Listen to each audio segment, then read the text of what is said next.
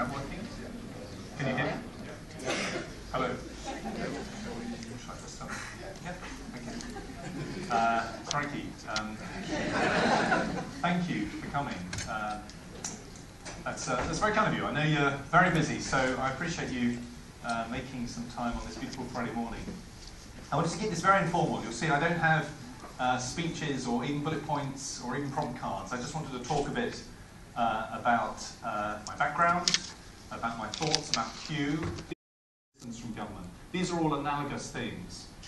So I spent a long time there, 10 years at BBC News. I ran the BBC News and sport websites. I launched those, I ran those. I ran BBC Children's for 3 or 4 years, which was a truly wonderful job. Jeremy worked with me there. If anyone is familiar with CBeebies or CBBC, and one of the things I loved about that job was it made you think very, very hard about the public benefit, the consequence on the child. These were children from very young up to about 12, of spending time with either CBeebies for younger children or CBBC for older children. What were they getting as a consequence of spending some time on the website or watching one of our television programs? And it's an incredibly competitive landscape, broadcasting to children. The UK is in fact the most competitive landscape in children's broadcasting in the world. 26 dedicated channels for children, most of which 24 hours a day. So how did we stand out? What were the consequences of spending time? How do we encourage a child to think differently about itself? Or to be curious about the world? Or want to try something different, whether it's to grow a plant or to paint a picture? How do we encourage a child to laugh out loud and to understand their role in society? And it forced us to think very clearly about the public benefits, the public responsibilities, if you like, of being a publicly funded broadcaster. And that is part of the culture I'd like to ensure is infused here. What is different and special about here? How do we justify our heritage and our public funding? How do we ensure that anyone who spends time at these gardens or at Wakehurst, how are they different when they leave? What is in their head? What questions? What curiosity? What inquiry about the world? Biodiversity, climate change, the role of plants. And I think that approach is something I'd very much like to bring with me here. My last job at the BBC was setting up, and I know this was controversial of course, setting up the BBC's new base in Salford, just outside Manchester. We moved about 2,000 people, or 2,000 roles rather. We moved all of sport, all of BBC Children's, all of Radio 5 Live, a lot of contracts, logistics, HR, etc., etc. I put up with years and years and years of people telling me it would never work. Breakfast news would fall off air, the Olympics would be destroyed, and actually it worked. And I think that's given me great confidence that you can do big, bold, and ambitious things, and if you do them properly and you plan them properly, they can land quite safely. But I decided I wanted to change from the BBC, and I thought very hard about what mattered to me, and the natural world, conservation, biology, was never far from my thoughts. My undergraduate degree is in fact in natural sciences. I even did a course in plant biochemistry. I'm very rusty, my knowledge is thin, but it's there. So I'm not scientifically illiterate, but I am rusty on that. But I've always been passionate about the natural world. That's why I applied all those years ago to be a trustee at Kew. So that's my background. I wanted to say a few things about my initial impressions or my overall approach, and then some thoughts on priorities, and then we'll, lots of questions please. And the first point is self-evidently true, which is I am delighted and honoured and excited to be here. This is an extraordinary institution, extraordinary in so many ways. Its history is extraordinary in itself. Its current role and purpose is extraordinary. The diversity of what it does is amazing. I spent at least half of this week walking around the gardens and departments here. I spent the last 2 days down at Wakehurst Place, both the seed bank, the gardens and the horticulturalists into the Lola Reserve and so on. It's amazing, it's inspiring. And I'm seeing it through fresh eyes, but I know you too will feel the same. So I am delighted and honoured and excited to be here. I also think a lot of change is needed. And some of this change will be controversial and some of it not. For example, on the latter, our systems, our IT systems, our HR systems are clearly very poor. They clearly need to be improved dramatically. Our relationship with DEFRA is clearly profoundly dysfunctional. I've been collecting a list of the top 10 examples that I intend to share with the trustees next week, and subsequently Marcus and I, the chairman, we have meetings with the relevant people at DEFRA.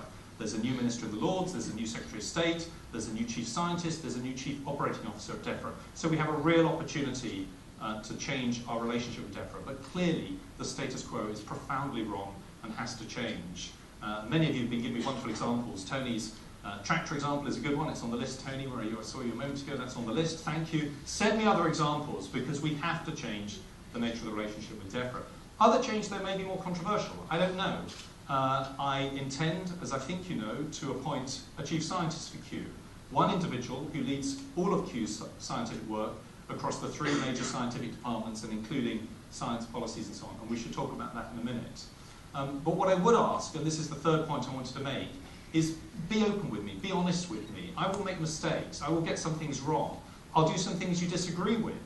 On the latter, I think we need to separate your understanding of the issue versus your agreement with it. And I would absolutely hope that you would at least understand what I'm doing, even if you didn't agree with it. And to that end, one of the things I intend to work very hard on is internal communications. And by that I mean a whole range of things. I mean walking around and talking to people. I mean meetings like this. I mean coming to tea rooms. I mean emails, blogs, Twitter, whatever, if that works. I don't mind. But I want to have a very open and honest dialogue with you. And I would ask you to be candid and open and honest with me in return. Email me, grab me, phone me, pop by, whatever. I will be accessible, I will listen, I will respond. But that's not the same as saying I will always agree with you or that you will always agree with me. But at minimum, I hope that you'd understand what I'm trying to do. Just to end, I'll talk a little bit about some of my thoughts on priorities. And I've already shared these with many of the people I've met at Wakers, the people I've met at Kew, the executive team, and with the trades union reps actually as well.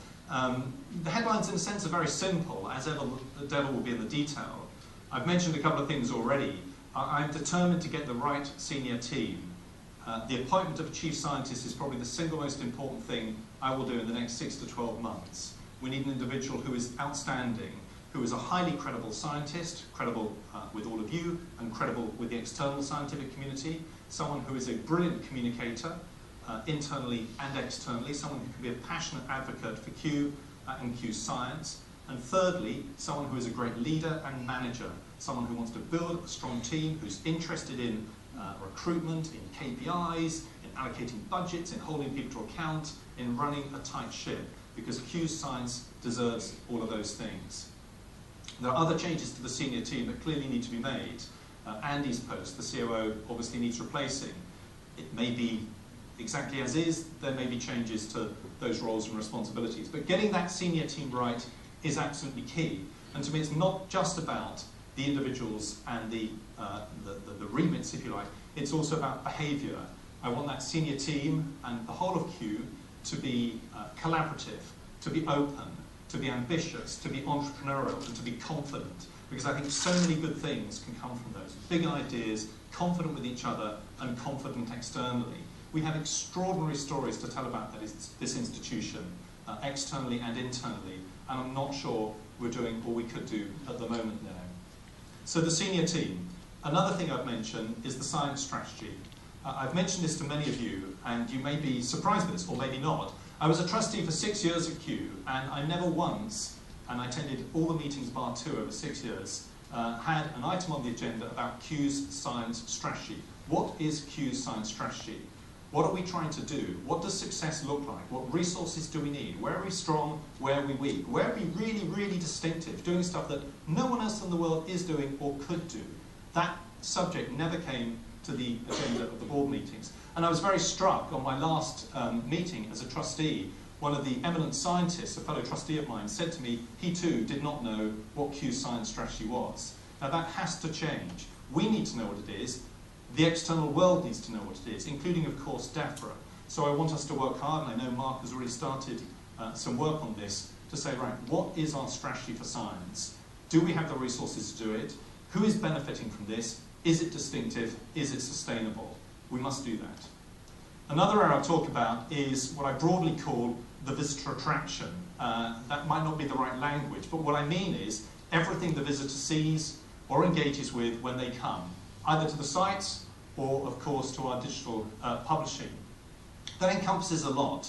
Many of you will have read the horticulture report and Kew's response to it, and it's made a number of very interesting observations and comments. And I was speaking to the team in Wakehurst yesterday about the bits relating to Wakehurst.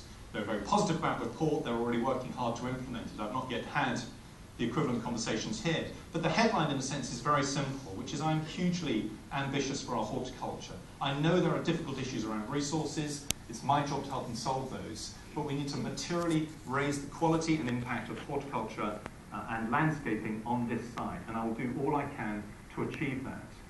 Another area in terms of visitor attraction is, of course, the events. Do we have the right ideas? Are we being ambitious enough? Are we creating events on this site that are not... So I cantered through some headlines on priorities. I hope that seeded lots of questions. I hope there's lots of questions, because otherwise I'm going to look very embarrassed and uncomfortable here in stony silence. And I did mention at Wakehurst that one of the things I used to do at BBC meetings, if no one had any questions, was to pick on people at random. But I think that might be a little unfair. But anyway, I'm hoping there's lots of questions, so please fire away. So right at the back.